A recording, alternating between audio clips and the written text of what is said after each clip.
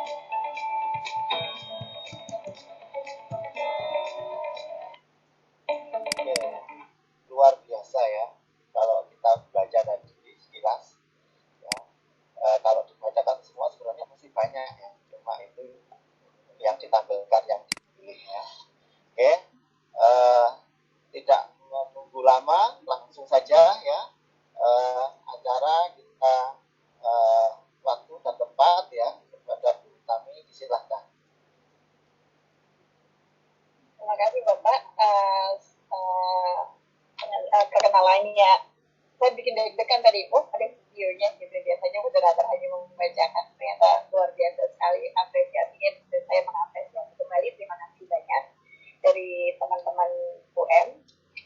Baik, Assalamualaikum warahmatullahi wabarakatuh. Selamat pagi semuanya. Salam kenal dari saya, Aditi Utami. Seperti yang sudah dikenalkan, mungkin kalau cari-cari di UNJ lebih akrab dipanggil Ami. Tapi tadi kalau Bapak moderator kita memanggil dengan nama Utami, kebetulan itu panggilan kecil saya dari orang tua, malah membawa memori masa kecil saya. Tapi feel free to call me anything part of my name, bagian nama saya mana aja. Jadi kadang-kadang tetap ada yang panggil Ade. Nanti saya rasa orang tua saya memberikan ketiga nama tersebut dengan tujuan tertentu. Jadi saya tidak keberatan, tapi panggil bagian mana saja. Saya izin share screen ya Pak, Bu. Silakan Ibu. Nah, tadi disampaikan menarik sekali, baik tadi dari Bapak Ketua Jurusan, lalu dari Bapak Moderator juga menyampaikan kenapa sih kita harus menulis di artikel jurnal ini. Selain ada tuntutan profesional, mungkin ada passion personal, tadi sudah digambarkan banyak sekali. Dan benar sih Pak, mungkin saya baru lulus dari PhD saya, dan tepatnya itu kemarin di bulan Maret, untuk terima hasil, karena di Monash kita punya cross examiner, artinya saya sebenarnya selesainya itu Januari, tapi kemudian tesis saya pada saat saya diuji oleh profesor dari luar, dan baru terima hasilnya itu sekitar bulan Maret. Alhamdulillah mulus tanpa revisi, itu satu achievement besar juga ya, karena mungkin PR terbesar yang saya, bukan PR ya, challenge terbesar buat kita ya, saya langsung anggap kita, karena kita alhamdulillah ini main di rumah sendiri, bahasanya dari markasnya pendidikan anak usia dini. Challenge terbesarnya karena kita tuh bukan orang yang berbackground bahasa Inggris. Mungkin ada yang punya S1 bahasa Inggris, oke, itu sangat bermanfaat. Tapi pada umumnya orang-orang pendidikan anak usia dini itu yang tidak memiliki background bahasa. Jadi ketika kita dihadapkan pada dunia internasional dengan ada second language yang ditutup, yaitu bahasa Inggris, ini jadi tantangan yang besar sekali. Dan saya juga merasakan hal yang sama untuk perjalanan studi doktoral saya, ataupun dalam menulis artikel. Tapi saya rasa ini saatnya tadi yang dibilang Bapak Ketua Jurusan, bahwa yang muda-muda kita harus smart dan tidak lagi menjadikan bahasa Inggris ini sebagai sebuah tantangan besar gitu. Nanti saya akan coba kasih tips and trick buat yang terbatas bahasa Inggrisnya, bagaimana untuk mensiasati ini supaya tetap punya karya yang ada di dunia internasional. Oke, saya diinformasikan cuma punya waktu 40 menit, tapi semoga bisa meng-cover semuanya. Saya tidak akan berbicara dari sisi awang-awang, tapi to the point, karena saya mau nanti kita bersama ya pada akhirnya menghasilkan karya-karya itu sendiri. Semoga apa yang saya sampaikan ini bisa membantu Bapak Ibu sekalian. Pertama tadi why. Kenapa ini why penting? Padahal tadi sudah dibahas sedikit sebelumnya oleh Bapak Ketua Jurusan dan juga moderator. Tapi why ini akan menentukan perjalanan kita ke depannya. Dan saya rasa ini penting sekali. Ini tadi digambarkan, dan tadi mungkin sudah saya sempat bingung ini dapat foto dari mana ya, di flyer gitu, di background. Padahal Pak Pramono nggak minta foto, biasanya panitia minta foto nih. Ternyata iya sudah searching ya, jadi malah yang langsung diambil ID bungkusnya luar biasa. Ini saya langsung oke, baiklah, saya tahu sumber foto ini dari mana pada akhirnya. Baik, Bapak Ibu, ini beberapa yang saya bisa sampaikan terkait dengan why kita harus melakukan publikasi di luar yang tuntutan profesi kita selaku dosen atau akademisi. Ada beberapa, misalnya kita bisa mengembangkan practical skill. Practical skill itu apa? Yang bersifat academic writing, academic reading, yang karena profesi kita di dosen, di akademisi, academic skill ini sangat penting sekali untuk kita prosesnya nanti kita mengajar, ataupun kita juga berkontribusi di forum-forum ilmiah. Kemudian of course producing scientific research paper ini ya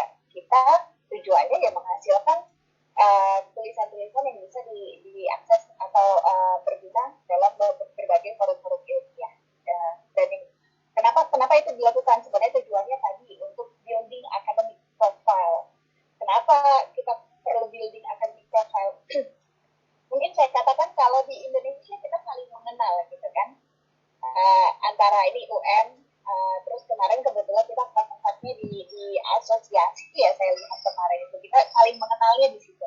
Tapi ketika kita ada di dunia untuk nasional, kita agak sulit caranya dengan itu karena kita tidak bagian forum dari forum mereka, tapi mereka akan melihat profil akademik yang kita bangun tadi dengan Scopus ID. Lalu kebetulan saya aktif di research base juga dan juga di Google Scholar. Mungkin yang paling sederhana Google Scholar. Jadi manfaatkan platform-platform seperti ini untuk membangun academic profile. Dan di academic profile dengan yang sifatnya akademis di sini yang menentukan kita di-invite atau tidak, bahasanya seperti itu dengan dunia internasional adalah tulisan-tulisan yang kita publikasikan. Jadi di situ poinnya. Kemudian networking. Dari publikasi yang saya berikan sekarang, kebetulan saya terus berprojek, saya menjaga networking saya yang sekarang kita sedang punya project antara Monash, mungkin saya sebelumnya bagian dari Monash, lalu saya mau membawa Indonesia di sini dengan satu negara lain, yaitu Norwegia. Kita lagi ada project itu bersama, dan di sini saya, karena saya baru pulang, saya juga masih beradaptasi di sekitar 2 bulan ini, untuk melihat dari teman-teman passionnya seperti apa sih sekarang ini, karena saya menghilangkan kurang lebih 4 tahun di pendidikan anak usia dini Indonesia. Semoga pergerakan untuk mau berkiprah di dunia internasional ini, dari tadi yang disampaikan teman-teman muda, ini sebenarnya nggak harus yang muda-muda juga, Pak, yang senior itu tetap harus menggawangi. Saya selalu bilang begitu, jadi bahasanya mungkin kita membuat tim yang nanti variatif sehingga bisa berjalan bersama. Jadi it's about the community. Kalau community-nya saling support, saya rasa itu sangat memungkinkan. Dan yang paling utama dari publikasi ini apa gitu?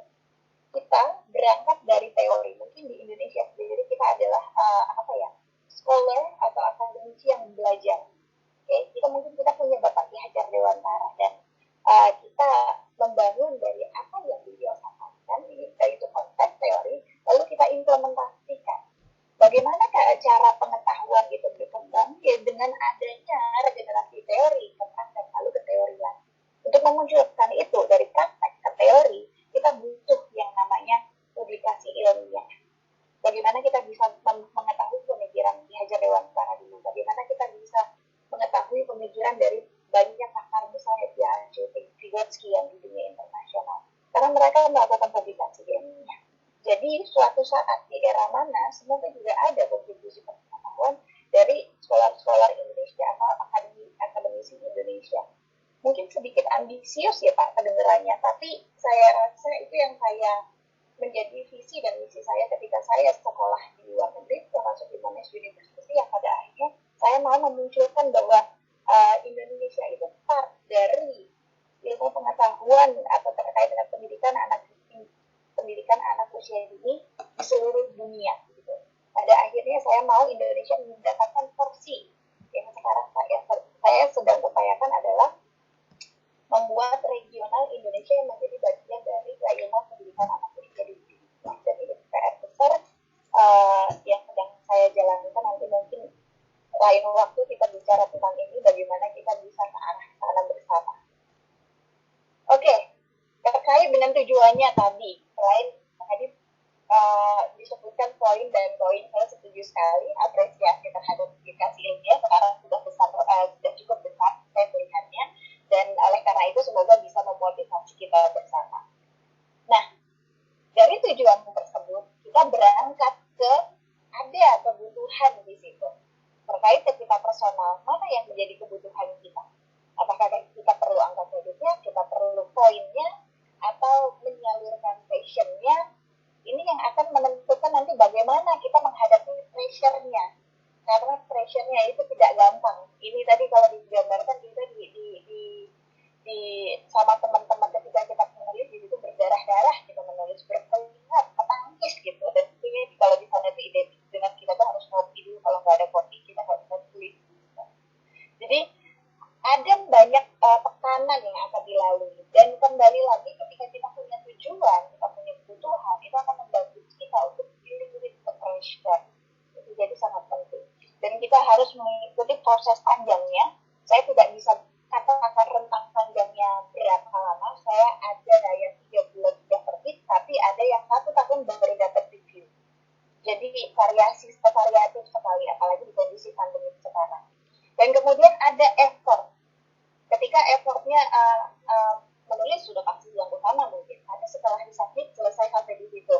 Oh ternyata banyak tips and trick yang antara lain misalnya ketika lebih dari 6 bulan waktu tunggu, ada ya upaya-upaya yang bisa kita lakukan. Misalnya approach ke editornya, tanya ini jurnal saya gimana nih, kok nggak ada kabar. Dan ada di situ mungkin penyampaian kepentingan kita sendiri, kenapa kita minta dibantu. Hal-hal yang seperti itu masih ada di dunia internasional, bahasanya mungkin main jalur belakang sedikit ya. Tapi itu menjadi salah satu trik supaya kita mempercepat publikasi kita. Nah, saya cerita sedikit. Saya cerita sedikit tentang studi saya. Konteks saya di Indonesia, lalu di sini kita dikenal mungkin sekarang cukup familiar dengan pola disertasi yang ada di Indonesia juga, yaitu dengan publikasi, tapi kita menyebutnya di sana thesis with published work. Gitu. Judul saya Children's Learning and Development in Early Childhood Education Setting in Indonesia, a Framework Approach. Jadi saya membuat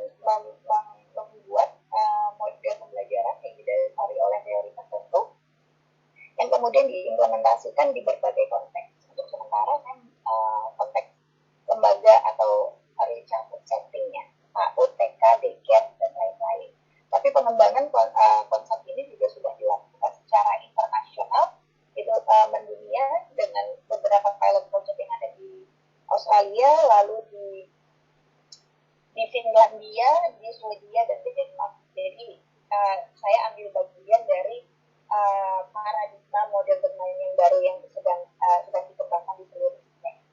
Karena ini published work, jadi saya di sini mengeluarkan beberapa artikel yang menjadi part dari tesis saya, yaitu artikel pertama, kedua, dan ketiga. Kita akan bahas nanti di belakang dengan rincian yang sudah saya kembangkan atau yang masih dalam proses. Nah, keunikan research publication ini yang saya katakan mungkin masih berbeda dengan yang dilakukan di Indonesia. Mungkin kalau di Indonesia kita nulis disertasinya sendiri, lalu nanti harus publikasi. Tapi dengan ada konsep thesis publication yang dikembangkan, secara khusus mungkin pengalaman saya di Monash University, publikasi itu menjadi bagian dari tesis itu sendiri. Jadi ada chapter-chapter yang kita kembangkan, yang kita isinya nanti adalah artikel-artikel yang sudah dipublikasi. Bahasanya mungkin sederhananya, kita nggak nulis 2 kali. Nulis disertasinya sendiri pun, baru nulis publikasi. Tapi ketika kita sudah sampai pada tahap hasil, di situ yang kita fokuskan untuk dikembangkan adalah artikel atau publikasi yang nantinya akan diramu menjadi bagian dari tesis itu sendiri. Jadi, dan dari tesis yang punya pertanyaan secara general, kita breakdown menjadi pertanyaan sub-research question yang akan dikembangkan untuk menjadi bagian dari masing-masing artikel. Lalu kita ramu di situ menjadi satu keseluruhan tesis. Ini pertanyaan penelitian saya, how is a framework approach implemented for children's learning and development in early childhood education setting in Indonesia. Jadi saya punya satu pertanyaan besar, lalu kita sepakat bersama dengan supervisor untuk mengembangkan 3 publikasi dari tulisan ini. Nah, bagaimana sebuah artikelnya nanti itu dikembangkan? Jadi untuk membuat sebuah artikel, saya mengambil, kan research finding itu nanti akan banyak sekali. Biasanya kalau sedang menulis ada research finding 1, 2, dan 3. Mungkin bahasa awamnya kita preteli si temuan-temuan penelitian itu. Jangan satu artikel dikeluarkan semua. Ini harus smart juga untuk membagi pieces data kita. Misalnya kalau ini contoh di ibu-ibu, kita punya bahan baku semua, mungkin kita bisa buat makanan yang mewah, tapi hanya satu jenis gitu. Tapi kalau misalnya di artikel, coba kita mau meramu jadi makanan yang jenisnya banyak dengan bahan pokok yang sama. Itu mungkin tadi yang kita harus punya strategi.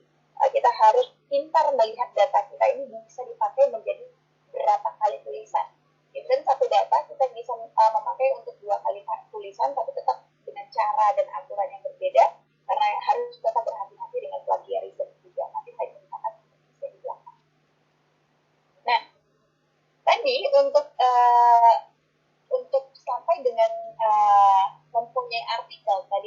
prosesnya dari sebuah artikel lalu jadi berdasarkan finding kita membuat manuskrip. Manuskrip ini adalah proses pertama, hasil pertama. Prosesnya kan tadi menulis, tapi itu adalah hasil pertama.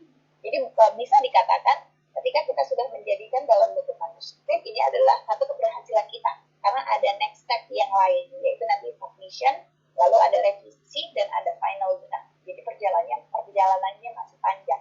Tapi ada beberapa yang mau saya sampaikan dari writing proses yang menghasilkan manuskrip ini sendiri. Yang manuskrip itu kita sebutnya manuskrip punya template yang berbeda-beda.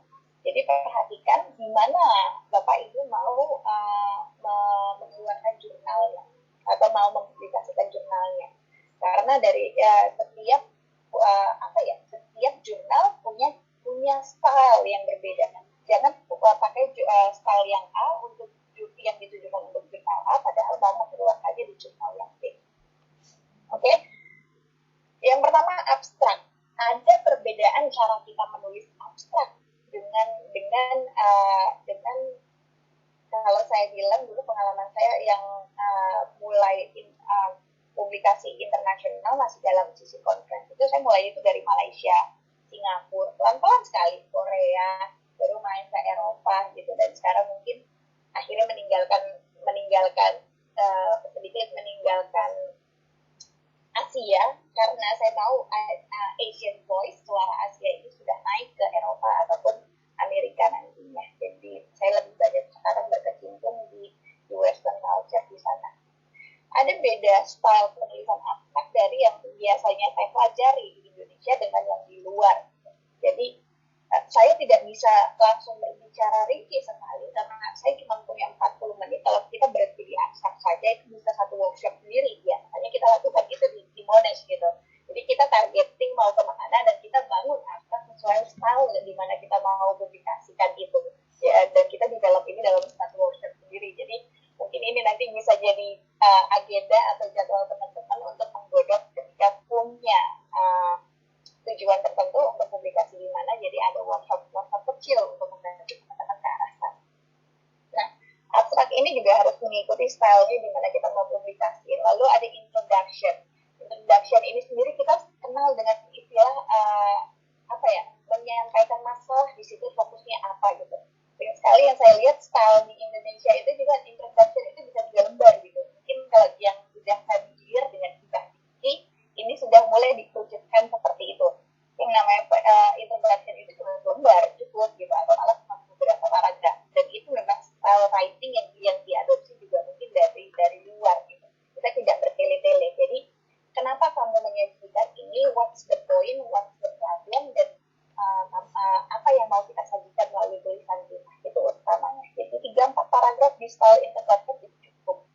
Jadi ketika mau membahas tentang perkembangan anak, tidak usah secara harfiah membahas tentang hakikat anak usia dini, tidak. Ada apa masalah di perkembangan anak, fokus di situ dan sampaikan dengan jelas dan mudah. Kemudian yang kedua, ada perbedaan literatur review dan theoretical framework. Ini juga gap yang saya lihat di Indonesia. Di Indonesia umumnya kita menyampaikan literatur review, belum ke arah theoretical framework. Karena biasanya ketika mengkaji tentang teori, kita bahas berbagai macam teori yang mungkin nyangkut sama topik kita. Ini perbedaan yang sangat besar, karena ketika di luar, kita tidak mencampur adukan teori. Kalau ditanyakan saya sekarang setelah mungkin Indonesia commonly kita berangkat dengan Piaget, ya sangat mengacu pada Piaget, developmentally appropriate practice. Saya bisa gali banyak di sini karena sama-sama teman-teman tahu gitu. Tapi sekarang kalau saya bisa statement position saya ada di teori mana, saya sekarang lebih ke figur sekian. Ada kajian teoretik yang berbeda lagi yang pada akhirnya saya beralih ke figur sekian. Bukan karena disuruh supervisor saya di mana supaya saya pindah aliran, tidak gitu. Tapi sama mungkin saya mau memetaforakan dengan ketika kita mempercayai mazhab kita dalam menjalankan ibadah kita. Jadi bahasanya mungkin kurang lebih ketika kita memilih teori seperti itu, kita punya landasan yang kita percaya sehingga kita akhirnya pahamnya ada di aliran teori yang mana. Jadi terkait dengan menulis literatur review itu sangat berbeda dengan teori framework. Ketika kita membahas Piaget yang mau kita jadikan sebagai alat untuk menganalisis data kita, cara penyampaiannya berbeda sekali dengan menulis literatur review yang kita bisa mengcompile dari banyak referensi apa yang terjadi di topik itu.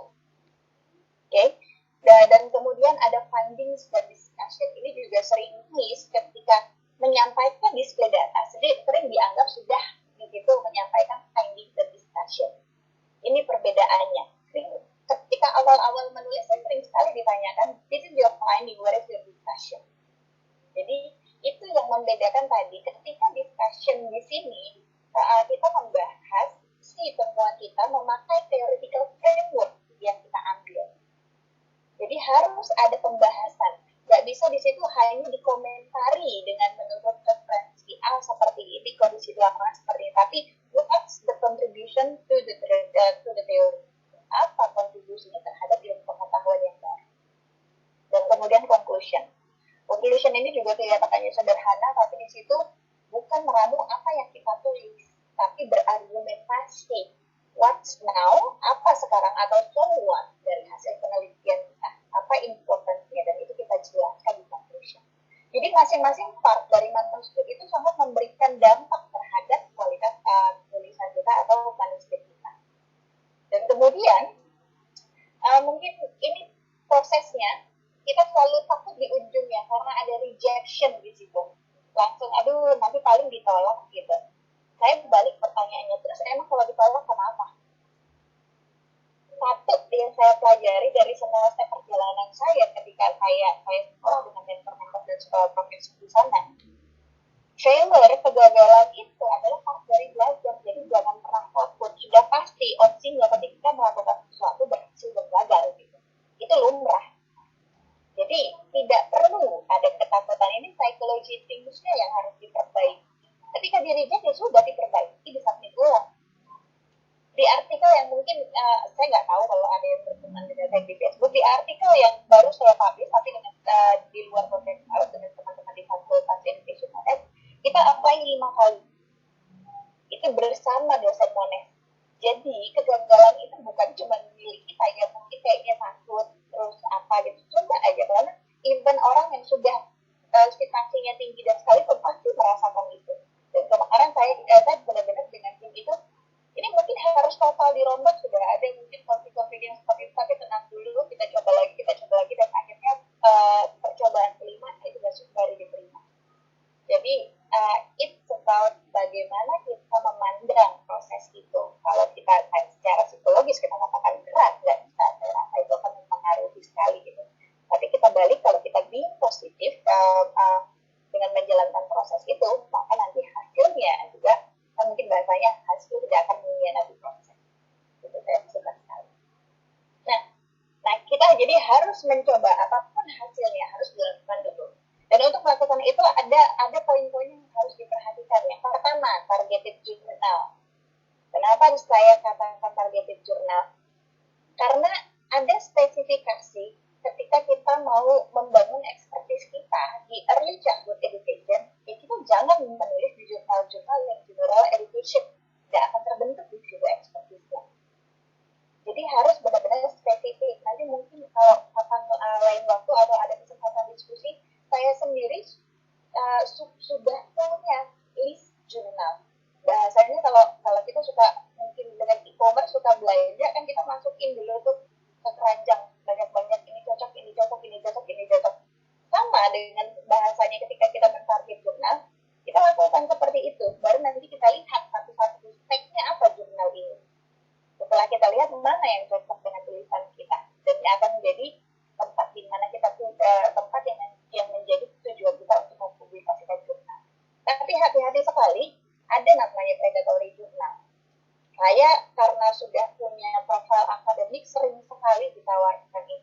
Kalau kita sadar, kita early childhood dikasih tawaran jurnal untuk menulis di ekonomi, sudah pasti itu predatory. Nah, dengan di bisnis sudah pasti itu predatory. Dengan science yang medical health sudah pasti itu predatory. Biasanya jurnal-jurnal bereputasi tidak akan approach penulisnya. Oke, jadi kalau ketika dideketin mungkin kita agak kan merasa diperhatikan atau kita sudah punya nama nih di luar negeri, tapi hati-hati sekali. Dan karena tipikal predatory jurnal ini mungkin saya punya satu pengalaman, tapi back to old times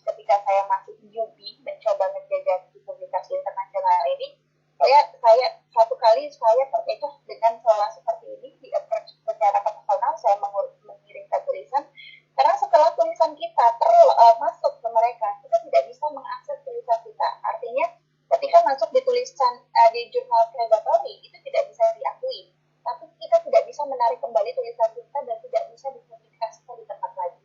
Jadi bahasanya tulisan itu hilang, sayang sekali kan. Nah, lalu yang kedua, ada editor atau professional reader.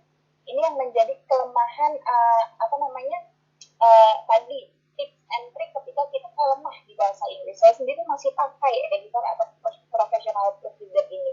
Mungkin kita nggak bisa dari nol. Jadi ada beberapa yang saya sampaikan teman-teman yang mungkin mau berkolaborasi menulis dan lain-lain selalu bilang, tapi saya nggak bisa bahasa Inggris. Sekarang saya tutup. Kalau begitu tulis bahasa Indonesia saja. Nanti kalau tulisan bahasa Indonesia ini benar-benar berkualitas, kita translate ke bahasa Inggris. Sudah. Karena ketika kita tidak bisa, kita harus punya solusi. Kalau bahasanya tidak bisa, tapi tidak mau keluar effort lainnya yang ternyata costly, ada biayanya karena low translation. Tapi kalau itu tidak mau juga, ya nggak boleh buat gitu. Tapi itu one step. Ketika kita bilang tidak bisa menulis akademik bahasa Inggris, maka tulislah yang baik dalam versi bahasa Indonesia. Kita bisa meminta bantuan ke translator untuk melakukan translation. Saya sendiri, mungkin sekarang saya tadi sudah menulis di bahasa Inggris dengan kemampuan akademik language yang cukup, saya katakan cukup, tidak terlalu baik, karena saya masih menggunakan jasa editor atau professional proofreader untuk membantu mengeliminasi, karena biasanya editor ataupun reviewer melihat tulisannya acak-acakan banget lalu coret gitu. Dan saya selaku reviewer sebenarnya sama, sudah mengalami, karena saya menjadi reviewer di salah satu jurnal internasional. Ya kebetulan saya bisa tebak itu pasti Chinese, karena kalau teknik Chinese dan lain-lain banyak kok akademisi scholar dengan keterbatasan bahasa yang sama. Jadi ini ketika acak-acakan banget ya memang tidak bisa dipahami, apa boleh buat kan, itu yang akan langsung di reject gitu. Jadi penting sekali untuk bagaimana kita dealing with keterbatasan bahasa kita. Kemudian tadi saya bicara template, harus hati-hati karena salah template jurnal itu juga sensitif gitu. Ini kayaknya bukan template sini ya, berarti si penulis ini tidak membaca template di jurnal itu. Jadi bukan hanya menyesuaikan, tapi itu artinya kita mengapresiasi sistem yang ada di jurnal tersebut. Kemudian responding feedback, jadi setelah ada template, prosesnya submission dan kita akan menunggu. Itu tadi yang saya bilang waktu tunggunya sangat bervariasi. Saya pernah 2 bulan sudah keluar, jadi dalam sebulan kemudian itu sudah produksi. Sampai ada juga yang 1 tahun baru keluar gitu. Wow, dan saya sudah approach untuk ke editor beberapa kali. Itu salah satu step yang saya lakukan untuk bisa mempercepat atau paling tidak tahu progres saya sampai di mana. Karena sama dengan di sini lagi, dan kebetulan saya juga di nasional juga mereview, kadang-kadang saya minta extra time untuk bisa mereview dengan kesibukan dan lain-lain. Saya minta tambahan dong 2 minggu lagi untuk extend, nanti saya submit ke sistem. Jadi itu juga terjadi di sana dengan load work reviewer yang berbeda-beda. Nanti saya juga akan tampilkan cara saya merespon feedback dari reviewer. Kemudian writing group. Ini yang belum ada mungkin di Indonesia dengan kesibukan dosen yang luar biasa 2 bulan. Jadi saya juga merasa 7 hari 1 minggu itu kurang. Jadi saya tuh jatah nulis artikelnya, kebetulan saya juga punya deadline satu artikel, selalu jam 8 malam sampai jam 12 malam. Jadi mungkin harus men-setting dengan adanya writing group, di situ kita punya komitmen dan kita punya target untuk kemana arah publikasi kita nanti. Challenge-nya yang kita hadapi untuk berproses itu, yang pertama time management, mau nggak mau kembali ke personalnya kita. Multitasking, yes, mungkin kalau dengan waktu yang sedikit kita harus membiasakan kita untuk melatih multitasking. Belajar style of writing, karena itu tadi untuk membuat manuskrip yang bagus kita butuh skill itu, dan mau nggak mau cara satu-satunya adalah praktek. Style of writing tidak bisa hanya dibaca seperti kita membaca buku lalu kita paham, tapi kita harus mempraktekannya. Lalu academic language, tadi beberapa sudah saya informasikan, jangan jadikan bahasa Inggris itu sebagai batasan lagi, karena kan kita punya dana penelitian, ya kan? Dan itu bisa dimanfaatkan untuk translate. Lalu dan kita berpikir, nanti ini kalau sudah berhasil submit kan dapat poinnya, kan bisa balik modal bahasanya. Jadi mungkin seperti itu supaya kita tidak benar-benar menutup dengan karena nggak bisa bahasa Inggris lalu tidak bisa menulis karya ilmiah. melanjutkan kita butuh rencana, plan kita apa. Saya selalu membuat timeline kapan saya menyelesaikan manuskrip, berapa lama waktu tunggu untuk saya mengirimkan email pertanyaan di mana proses artikel saya itu setelah waktu berapa lama. Biasanya saya ambil 3 bulan, 6 bulan, 9 bulan, setahun. Dan saya baru dapat hasil yang hampir setahun itu setelah saya email yang bulan ke-9, 1-2 minggu kemudian saya dapat hasil. Kemudian mungkin kalau di bahasan kita di workshop reviewer sering sekali ditanyakan sebenarnya kunciannya dari manuskrip itu kita menjawab pertanyaan penelitian kita. Di introduction kita bahas apa, di isi itu ada, di conclusion itu diulaskan. Argumentasi, bukan deskripsi. Itu yang agak sulit, tapi bagaimana kita melainkannya kalau misalnya mau cara cepat mereview jurnal itu bahasa aja di konteks workshop reviewer kita, ya begitu caranya. Jadi untuk menulis pastikan line itu ada di awal, di finding and discussion, dan di akhir. Lalu konsisten dengan sistem penulisan karena akan berkenalan dengan APA style, Chicago style, itu banyak sekali. Mungkin itu 2 dari yang pernah saya gunakan APA, karena sekarang transisi sudah APA 7, jadi saya cukup familiar dengan APA 6 dan APA 7.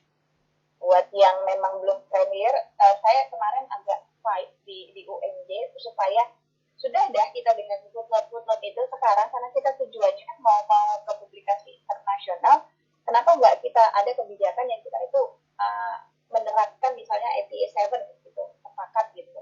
Kenapa? Supaya kita tidak 2 kali menulis gitu. Kita punya style yang berbeda di tesis atau di format penelitian atau di dan lain-lain, tapi ketika mau menulis di internasional kita harus rubah gitu lagi, 2 kali kerja gitu. Tapi kalau ada nanti bisa diadopsi di kebijakan dengan menerapkan misalnya APA 7, terbantu sekali. Tinggal cari jurnal yang punya APA 7 mana-mana aja, itu bisa kita jadikan list option untuk kita coba. Kemudian ada analisis yang ada cara berbeda ketika mau mengangkat ini di diskusi. Itu akan sangat tergantung dengan perspektif kita terhadap teorinya. Nanti saya juga tidak bisa gali di sini, mungkin by example atau sampel-sampel yang saya nanti disampaikan. Kemudian ada analisis yang mendalam dan detail, lalu cross-referencing yang mengangkat theoretical framework. Cross-referencing itu seperti apa? Ada kelemahan ketika kita punya statement tapi referensinya cuma 1 gitu. Itu nggak cukup gitu. Itu dianggap lemah. Mungkin sama kan dengan kita menulis, kita butuh tampilkan 2 atau 3 gitu. Dan ini dibahas lagi yang artinya kita memahami si artikel yang kita cite sebagai keseluruhan, bukan cuma baca lalu kita highlight yang mau kita caplok lalu kita ambil sebagai quotation. Kalau terlalu banyak yang seperti itu boleh, mungkin 1, 2, 3 di dalam satu manuskrip boleh. Tapi kalau dalam satu section isinya adalah 70% seperti itu biasanya juga sudah ya tidak akan masuk. Itu nanti akan jadi catatan tersendiri untuk penggunaan cross-referencing di framework. Nah, ini yang saya katakan tadi, meretelin dari keseluruhan penelitian atau dalam bentuk tesis ataupun hibah menjadi badan-badan artikel kecil. Jadi saya punya research question 1 tentang bagaimana bagaimana guru mengembangkan konsep dan mengimplementasikan bermain. Oke? Dan ada turunan sub-research question yang saya kembangkan di artikel saya, bagaimana guru mengubah praktek bermainnya. Karena ketika mengubah, di situ sudah berbicara tentang konsep dan implementasi juga. Dan ini saya keluarkan di artikel yang pertama. Saya lupa karena bukan setiap tahun ya, di era-era tertentu ada perubahan Q1 dan posisi Q1 dan Q2. Tapi waktu itu jurnal ini juga Q1, yang satu lagi nanti di tampilan kedua saya sudah cek itu masih tetap di Q1, tapi saya belum cek di jurnal ini. Jadi ini antara Q1 dan Q2. Dan nah di situ kita lihat ada style abstrak yang berbeda, lalu ada judul yang berbeda, dan ini lagi kalau misalnya di luar negeri pahamnya nama pertama itu adalah orang yang berkontribusi besar, atau kalau misalnya dia mahasiswa PhD sudah pasti dia mahasiswanya yang lain itu pembimbingnya juga. Dan tidak ada masalah dengan nama pertama, nama kedua. Saya juga lagi ngurus pangkat, Pak, ternyata ada benar-benar diingatkan harus dipastikan kita keluar nama pertama kalau di Indonesia gitu. Padahal kalau perspektifnya di luar, nama pertama itu selain ya dia yang berkontribusi banyak, artinya dia yang menjadi penulis utama, tapi ada bahasanya berarti dia yang paling junior gitu. Jadi kalau sebenarnya senior mau masuk, harusnya senior itu di nama pertama. Polanya seperti itu, tapi itu paham yang berbeda di Western culture dengan culture kita di Indonesia. Nah, waktu mengerjakan tulisan ini, saya punya 1 kali rejection. Jadi artikel pertama ini ditolak, lalu saya coba lagi yang kedua. Ya, saya mengubah template, tapi tidak mengubah keseluruhan, hanya strukturnya karena ada perbedaan penyampaian finding dan discussion. Ada jurnal yang finding dan discussion itu dipisah, ada yang disatukan. Lalu untuk proses yang submission kedua, saya kalau tidak salah ini menghabiskan waktu 6 bulan. Setelah itu dapat revisi minor dan itu publish di kurang lebih 1-2 tahun. Tapi dari keseluruhan proses, karena ada 2 kali rejection, itu juga kurang lebih 1 tahun. Karena ada rejection yang pertama itu tertahan 3 atau 4 bulan. Mohon maaf, Bu Yes. Tami. Karena waktunya, jadi ada waktu 5 menit lagi untuk siap, Pak. Ya, terima Sedikit kasih. lagi kok. Lalu yang kedua, ini dari temuan saya yang kedua terkait dengan gender di sini. Nah, walaupun topiknya pembelajaran, ketika data kita menunjukkan konteks yang berbeda, ini bisa kita angkat. Itu tadi semuanya bagaimana kita memindahkan temuan penelitian kita ke artikel ini sangat bergantung pada datanya. Dan kalau nanti mungkin saya bisa share artikel ini, which data yang saya ambil itu tidak banyak. Saya hanya ambil mungkin dari 5 menit video dari hari pertama, hari kedua, hari ketiga pembelajaran seperti itu. Jadi ketika kita melakukan pengambilan data 1 bulan, kita punya banyak sekali bahan pokok untuk diolah menjadi artikel. Bahkan super profesor saya bilang itu kamu udah cukup bahannya buat nulis 5-10 tahun ke depan, gak usah riset lagi, itu bisa. Oke, dan yang ini yang saya katakan cukup cepat, 2 bulan saya terima hasil. Nah, 2 bulan terima hasil, tapi major revision. Jadi terbalik, lebih lama, tapi minor ini 2 bulan cepat, tapi itu major revision. Jadi saya hampir memperbaiki keseluruhan manuskrip, tapi habis itu nggak diterima. Nah, ini yang ketiga, ini yang saya katakan prosesnya 1 tahun. Saya submit dari September tahun lalu, baru keluar hasilnya itu sebulan yang lalu. Dan ini yang saya katakan tadi, deadline saya adalah memasukkan submit untuk revision artikel ini. Dan ini juga major revision.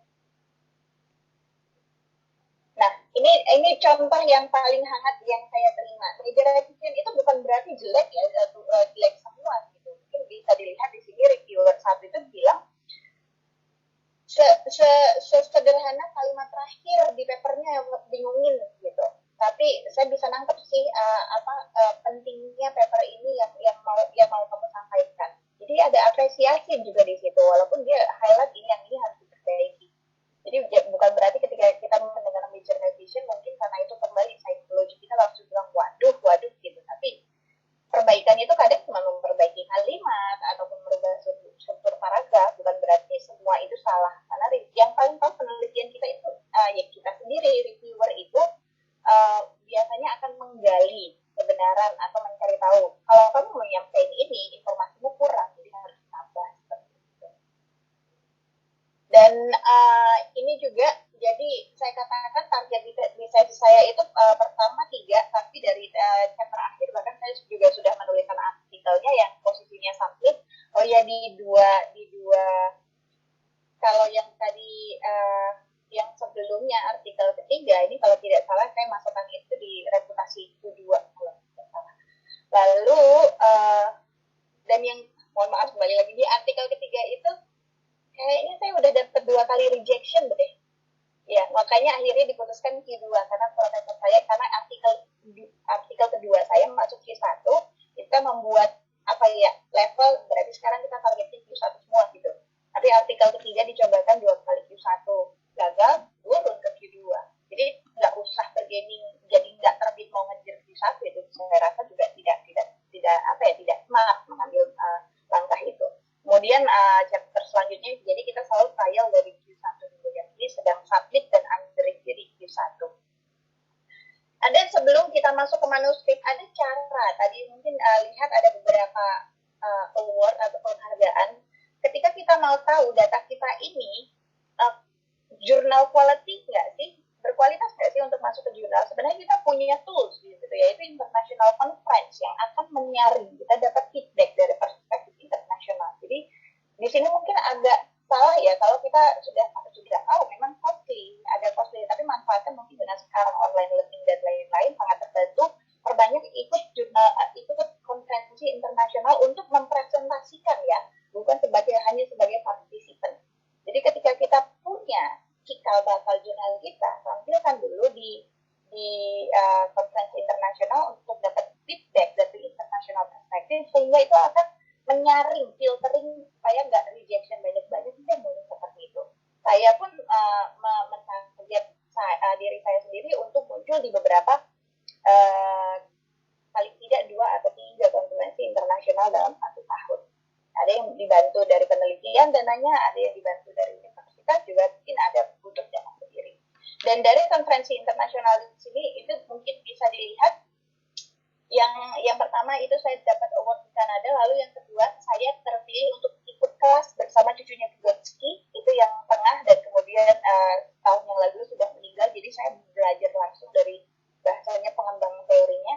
Dan kemudian dari perjalanan ini pada akhirnya dengan konferensi internasional itu yang saya katakan membangun ekspertis kita, pada akhirnya saya menjadi analis di situ, artinya diundang untuk berbicara di forum-forum internasional lain. Jadi that's the long process. Saya startingnya mungkin mulai masuk ke dunia internasional 2011 karena ada motivasi saya mau Indonesia didengar pada suatu masa nanti, bukan hanya kita datang duduk diam dan mendengar orang lain berbicara. Jadi ada misi personal saya. Hati-hati terakhir untuk plagiarism secara keseluruhan dan juga self plagiarism tadi dengan menggunakan data yang sama tapi benar-benar copy paste itu tidak boleh gitu. Jadi harus diperhatikan ini. Plagiarism dan copyright. Saya sempat diskusi nih dengan salah satu, karena ini tim penulis kita di Monash, jadi kita kolaborasi bikin podcast mungkin more tentang plagiarism ini seperti apa, bisa didengar di podcastnya kita waktu itu dengan teman-teman yang bergabung di LPDP Award, supaya kita tidak bahas panjang lebar di sini. Tapi ini menjadi satu sisi banyak yang terkendala nggak bisa naik pangkat atau mohon maaf di level profesor karena terkait dengan adanya dual publication atau self plagiarism dan lain-lain. Terima kasih. Mungkin sebagai penutup, saya rasa saya sangat senang sekali dari UM mengembangkan kegiatan seperti ini, bukan karena mengundang saya saja. Saya intinya kalau mau terlibat di banyak kampus atau dengan APG kita bikin forum yang bisa merincikan pergerakan seperti itu, sangat setuju sekali. Tapi pada akhirnya karena ada keterbatasan dan lain-lain untuk bergerak dari sisi kampus, saya mengembangkan juga di sini Center EduPlay yang mengakomodir kebutuhan-kebutuhan seperti itu. Jadi contohnya bulan depan kita merencanakan mengundang salah satu editor dari jurnal yang menjadi salah satu target saya dari UK untuk membicarakan tentang bagaimana proses sampel publikasi ini spesifik dari editor perspektif. Jadi kita tahu jurnal itu maunya apa dan kita bisa buat sesuai maunya. Yang kita kembangkan mungkin lebih ke networking, karena kalau misalnya bergerak dari kampus maupun mengundang pembicara internasional, birokrasi dan prosesnya agak jelimet. Jadi saya ambil one track untuk tahu Kompas di tengah memfasilitasi. Yang nanti saya bukakan, insya Allah nanti saya share ke Pak Pramono kalau mau bergabung, teman-teman dari UM akan sangat fun, seru nanti acara ini. Terima kasih. Demikian Pak. Semoga tidak lebih dari 5 menit terakhir yang disampaikan. Oke, terima kasih. Tepuk tangan semuanya. Ya. Ini tim saya, tepuk tangan Ibu. Iya. Ibu award tahun berapa? Saya berangkat 2017 Pak. Oh, saya 2016. Wah. Kemudian. Oke, baik Bapak Ibu sekalian ya, paparan yang luar biasa.